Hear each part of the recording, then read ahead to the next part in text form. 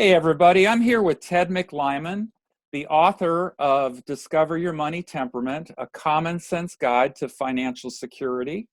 And we're going to be discussing this book together over the next several weeks, a chapter at a time. And I'm Doug Fine, and I am the principal at Defined Performance Solution, a performance consulting company. Ted, welcome. My pleasure. Nice to see you again, Doug. Good seeing you too. Let's start with the introduction, all right? The question from the introduction that I have for you is, you explain and you explore this concept of being your own boss, being your own CEO. And I'm wondering if you were to describe that concept as it relates to finances to a young person, a millennial that's in their first professional job after college, how would you explain that? Why would you tell them that they're the CEO of their own life? It's a great question. Well, the introduction is, I wrote the introduction in such a way that it's a good overview of the book. And I use the metaphor of being self-employed or the CEO of you, because after working with hundreds of people throughout the years as a financial advisor or as a Marine officer and watching them do really crazy things with money, everybody understands a business owner. And a business owner is in charge of earning a profit and running a business. Well, in today's economy, the way it's set up today, you are accountable and responsible for your own outcomes. It's not the old work one place for 30, 40 years, get a gold watch, and that's all there is to it. People move around a lot, particularly millennials. And it's been my experience as a financial advisor that in the process of moving their career forward, they look at everything but the financial and economic ramifications.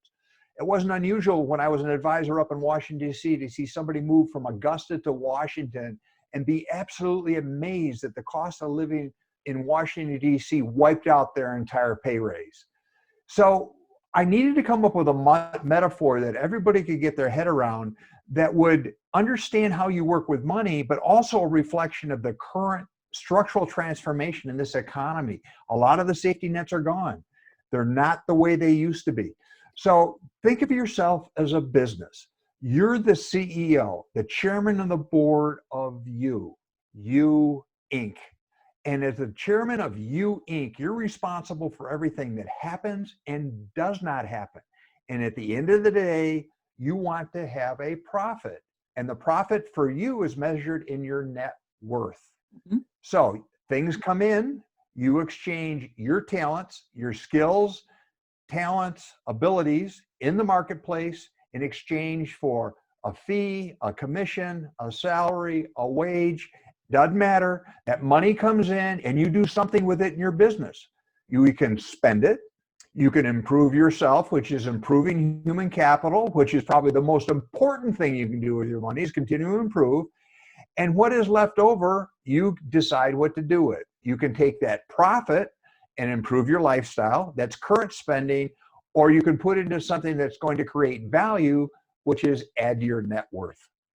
Okay. And unfortunately, we teach you how to do everything except that last end in most cases. So if I'm talking to a millennial, I would recommend you're in charge of yourself. You are self-employed. I don't care where you are. If you're working for a nonprofit, a profit, federal government, your only guarantee is the ability to perform. Your security is how well you perform.